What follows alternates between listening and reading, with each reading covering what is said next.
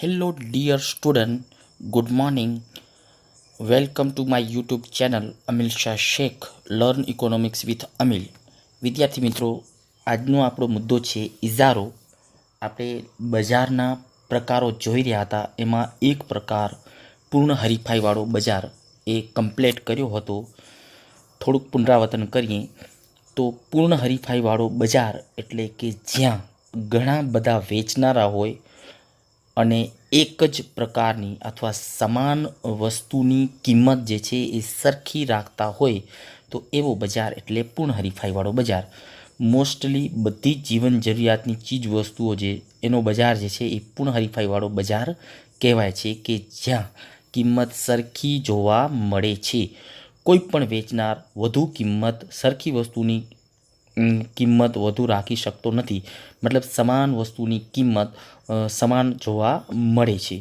આજનો જે પ્રકાર જે છે ઇજારો એ પૂર્ણ હરીફાઈવાળા બજાર કરતાં થોડોક અલગ છે. તો એ આપણે જોઈએ તો સૌથી પહેલાં તો ઇજારો જે છે એ શું છે. તો પ્રશિષ્ટ અર્થશાસ્ત્રીઓએ બજારને બે પ્રકારમાં બતાવ્યા છે. આપણે જાણીએ છીએ, અગાઉ પણ આપણે જોયું કે બજાર બે પ્રકારના છે. એક છે પૂર્ણ હરીફાઈવાળો બજાર અને બીજું છે શુદ્ધ ઇજારો. શું? શુદ્ધ ઇજારો. પૂર્ણ હરીફાઈવાળો બજાર કે જ્યાં ઘણા ખરીદનારા અને વેચનારાઓ જોવા મળે છે, સરખી કિંમત હોવાનું વલણ હોય છે. કોઈ પણ એક વેચનાર આખા બજાર ઉપર વર્ચસ્વ જમાવી શકતો નથી, મતલબ કે પુરવઠા ઉપર કે કિંમત ઉપર કાબુ ધરાવતો નથી, એટલે પૂર્ણ હરીફાઈ. જ્યારે શુદ્ધ ઇજારો એ શું છે એને સમજીએ. આજનો મુદ્દો જ એ છે ઇજારો. તો શુદ્ધ ઇજારો એક કાલ્પનિક બજાર છે. ખરેખર શુદ્ધ ઇજારો બજારમાં જોવા મળતો નથી. એક કાલ્પનિક બજાર છે. વાસ્તવમાં બજારમાં જે ઇજારો જોવા મળે છે એ શુદ્ધ હોતો નથી, પરંતુ કેવો હોય છે? અશુદ્ધ હોય છે. જે ઇજારો હોય છે પણ અશુદ્ધ હોય છે. તો હવે ઇજારો શું છે એના અર્થને સમજીએ. તો ઇજારાને અંગ્રેજીમાં મોનોપોલી કહેવામાં આવે છે. હવે આ મોનોપોલીમાં બે શબ્દો છે, એક મોનોસ અને બીજું છે પોલિન. તો હવે બંનેના શું અર્થ છે? આ મોનોઝનો અર્થ શું છે અને પોલિનનો અર્થ શું થાય છે ગુજરાતી? તો મોનોસ એટલે એક. મોનોસનો મતલબ થાય છે એક. અને પોલિન એટલે શું? તો પોલિન એટલે વેચનાર. હવે આ બંને શબ્દોને જોઈન્ટ કરી દઈએ. મોનોસ અને પોલિનને જોઈન્ટ કરીએ એટલે શું થઈ જાય? એક વેચનાર. જો અહીં લખેલું છે કે મોનોપોલી એટલે એક જ વેચનાર. એનો મતલબ એવો થયો કે આ સમગ્ર બજારની અંદર જે ચીજવસ્તુઓનું વેચાણ થાય છે એ વસ્તુનો ઉત્પાદન કરનાર માત્ર એક જ છે, અથવા એ વસ્તુનો વેચાણ કરનાર માત્ર એક જ. એને જ કહેવાય એક વેચનાર, જેને અર્થશાસ્ત્રના શબ્દોમાં કહીએ છીએ આપણે ઇજારો. મતલબ કે બજારમાં વેચનાર એક જ હોય એને કહેવાય ઇજારો. તો હવે વિદ્યાર્થી મિત્રો, તમે સમજતા જ હશો કે બજારમાં સંપૂર્ણ ઇજારો તો જોવા મળતો નથી. એવી કોઈ વસ્તુ હોય કે એનો વેચનાર માત્ર એક હોય, તો એને જ આપણે સમજવાનો છે. તો હવે એની વ્યાખ્યા જોઈએ. તો એ વ્યાખ્યામાં પ્રોફેસર ચેમ્બરલિને ઇજારાની વ્યાખ્યા આપી છે કે વસ્તુના પુરવઠા ઉપર કોઈ એક પેઢીનો અંકુશ હોય તો એવા બજારને ઇજારાવાળો બજાર કહેવાય છે. વિદ્યાર્થી મિત્રો, પૂર્ણ હરીફાઈવાળા બજારમાં શું હતું કે વસ્તુના પુરવઠા ઉપર કોઈ એકનો અંકુશ નહોતો. મતલબ કે બજારની અંદર કોઈ એક વેપારી પાસે જ માત્ર એ જે તે વસ્તુ નથી વેચાતી. આવી વસ્તુઓ વેચનારા ઘણા બધા હોય છે. દાખલા તરીકે ઘઉંનો બજાર પૂર્ણ હરીફાઈવાળો બજાર છે. ઘઉં માત્ર કોઈ એક ઉત્પાદક અથવા એક વેચનાર જ ઘઉંનો નથી હોતો.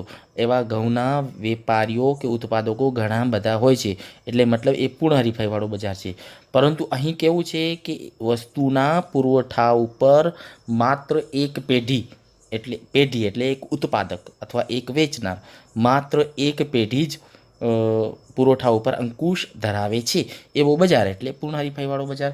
પછી જે છે પ્રોફેસર સ્ટીગલરે શું અર્થ કાઢ્યો છે, એની શું વ્યાખ્યા આપી છે?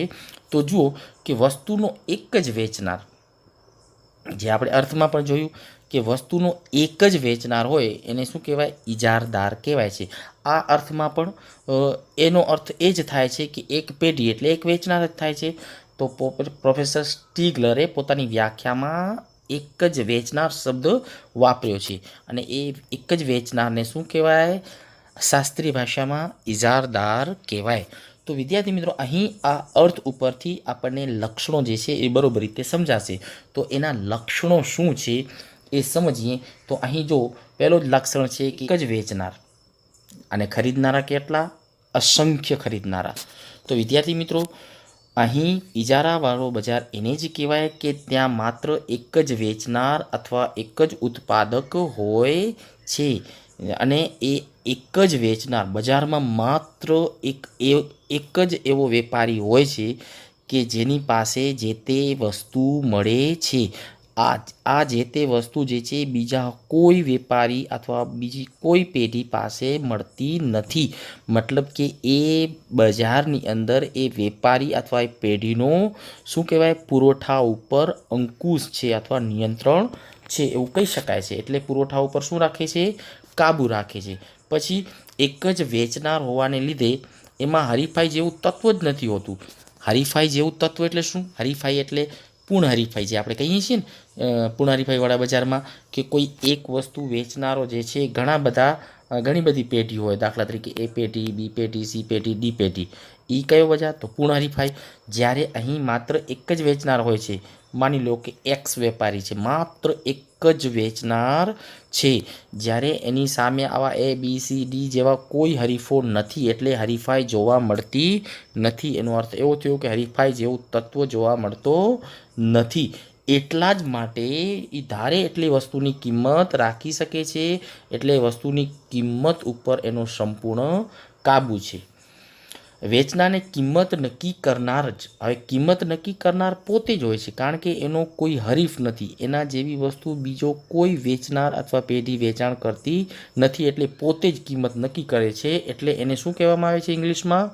Price maker. પ્રાઇઝ મેકર તરીકે પણ ઓળખવામાં આવે છે. પરીક્ષામાં વિકલ્પમાં પૂછાય કે પ્રાઇઝ મેકર તરીકે કોણ? તો ઇજારદાર. શું? ઇજારાવાળા બજારમાં ઇજારદાર છે એ જ પ્રાઇઝ મેકર કહેવાય, મતલબ પ્રાઇઝ, કિંમતને નક્કી કરનાર. પછી બીજો લક્ષણ છે નજીકની અવેજી વસ્તુનો અભાવ.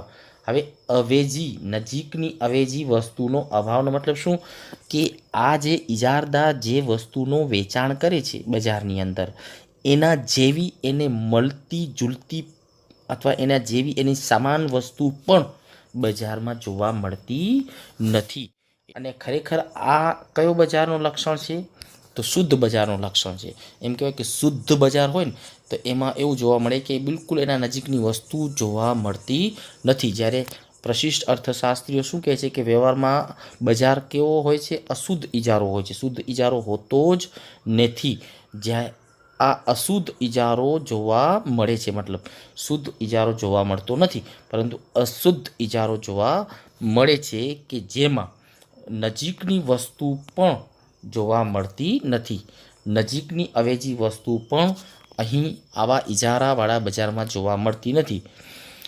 દાખલા તરીકે જો રેલવેની ટિકિટ, એમ કહી શકાય તો ચોક્કસ સમય અને ચોક્કસ સ્થળની આરક્ષિત ટિકિટ, મતલબ કે રેલવેની બુકિંગ કરેલી કોઈ એક ટિકિટ માની લો કે ન મળી, તો આવીને આવી ટિકિટ વેચનાર બીજી કોઈ પેઢી હોતી નથી, અથવા આવી કોઈ કંપની જે છે જોવા મળતી નથી.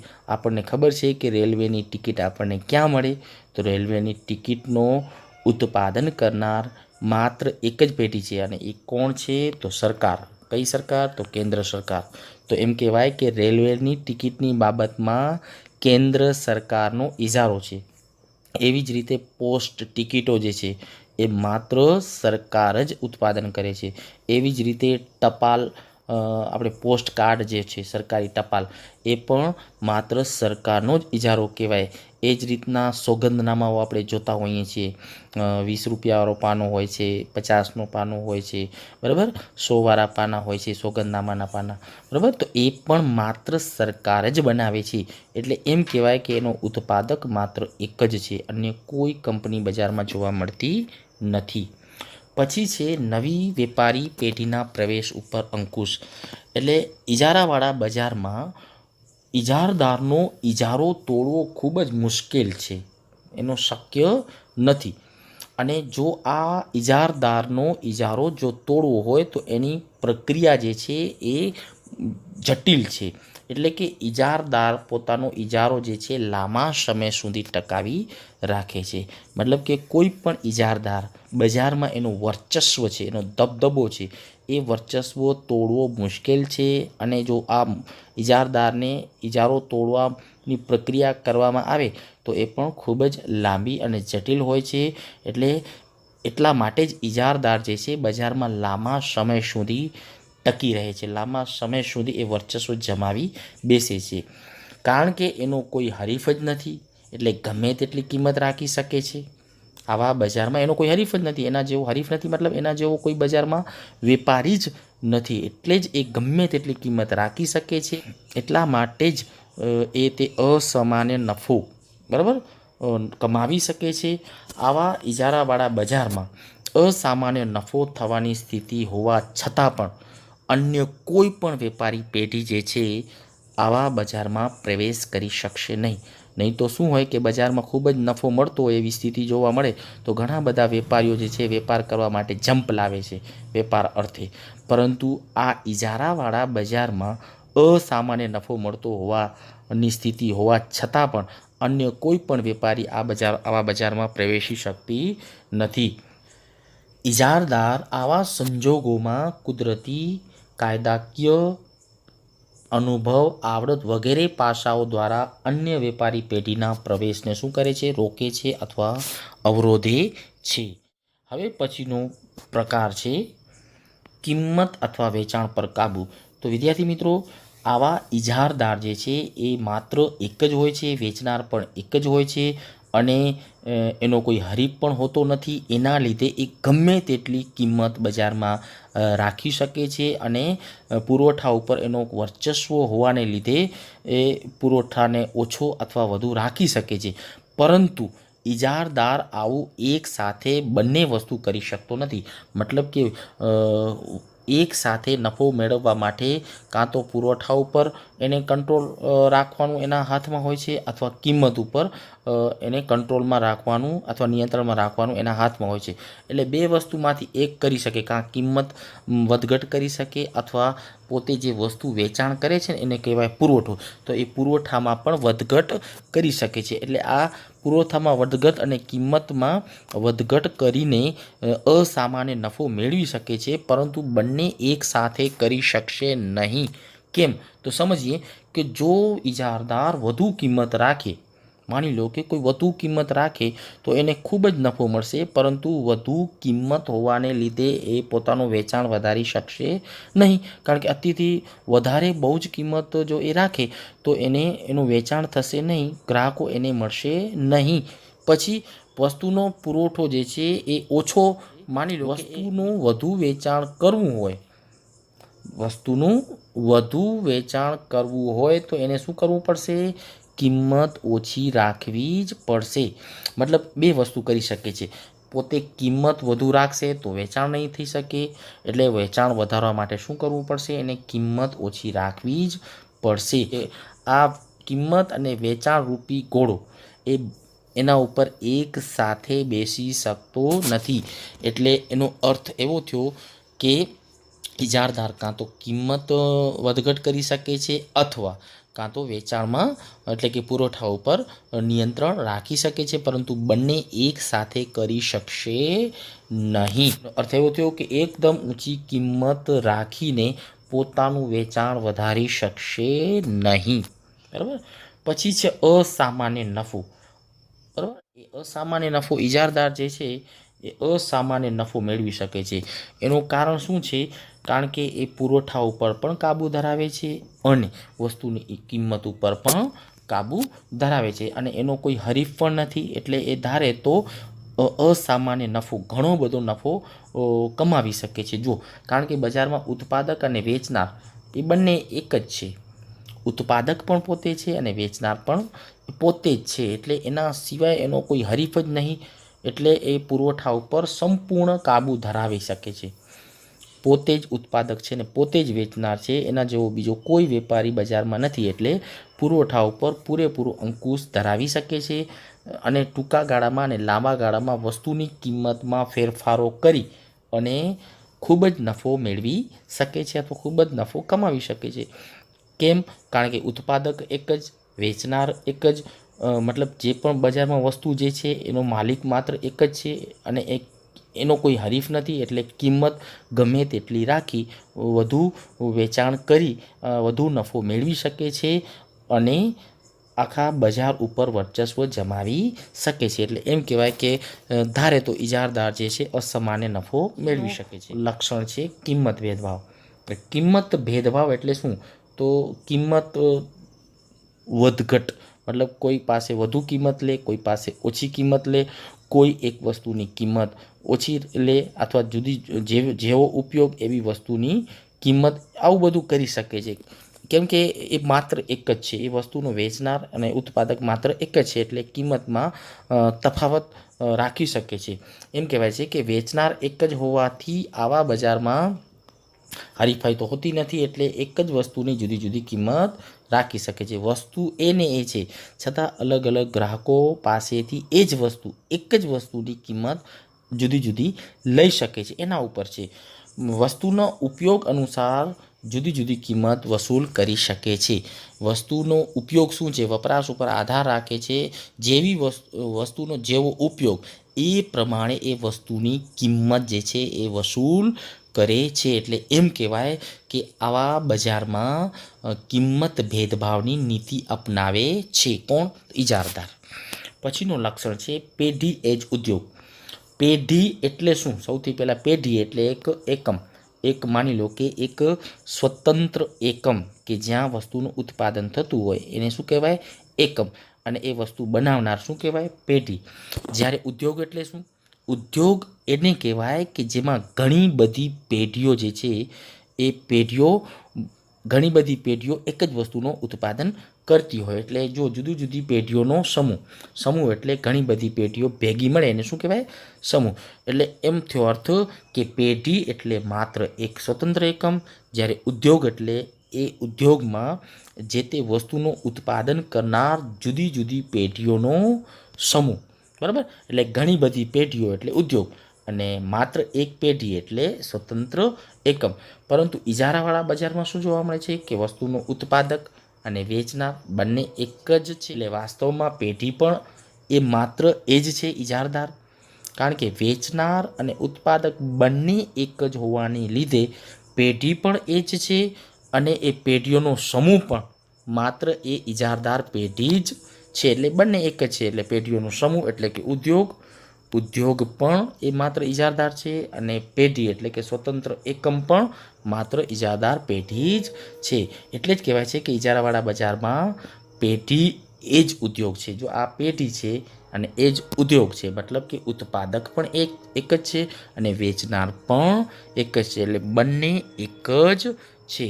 તો વિદ્યાર્થી મિત્રો, અહીં તમને આ ઇજારાવાળો બજાર શું છે એ બરોબર રીતે સમજાનું હશે. વિદ્યાર્થી મિત્રો, જો બરોબર રીતે કોઈ મુદ્દો ન સમજાનો હોય તો વિડીયો તમે ફરીથી વારંવાર જોઈ અને દરેક મુદ્દો જે છે બરોબર રીતે સમજી શકો છો. એકદમ ઇઝી છે. ફરીથી કહું તો ઇજારો એટલે શું? તો ઇજારો એટલે માત્ર ને માત્ર એક જ વેચનાર હોય બજારની અંદર, એના જેવો બીજો કોઈ વેપારી જોવા જ ન મળે. એટલે વસ્તુનો વેચનાર માત્ર એક જ હોય અથવા એનો ઉત્પાદક માત્ર એક જ હોય અને સમગ્ર બજાર ઉપર વર્ચસ્વ જમાવે છે. એનો મતલબ શું? સમગ્ર બજાર ઉપર વર્ચસ્વ જમાવવાનો અર્થ એ કે એ જે પોતાની વસ્તુ જે બનાવે છે એના બજાર ઉપર વર્ચસ્વ જમાવે છે, કારણ કે એના જેવી વસ્તુ બીજો કોઈ બનાવતો નથી, એટલે સમગ્ર પુરવઠા ઉપર એનું વર્ચસ્વ હોય છે. એટલે કિંમત ધારે એટલી રાખી શકે છે, કિંમત વધઘટ કરી શકે છે અને એના લીધે અસામાન્ય નફો એટલે ખૂબ જ મહત્તમ નફો, વધુમાં વધુ નફો કમાવી શકે છે. એના જેવી વસ્તુ બજારમાં બિલકુલ જોવા મળતી નથી. આને જ કહેવાય ઇજારો. આઈ હોપ કે આ પોઈન્ટ જે છે તમને બરોબર રીતે સમજાનો હશે. વિડીયો જોયો, સાંભળ્યો એ બદલ થેન્ક્સ.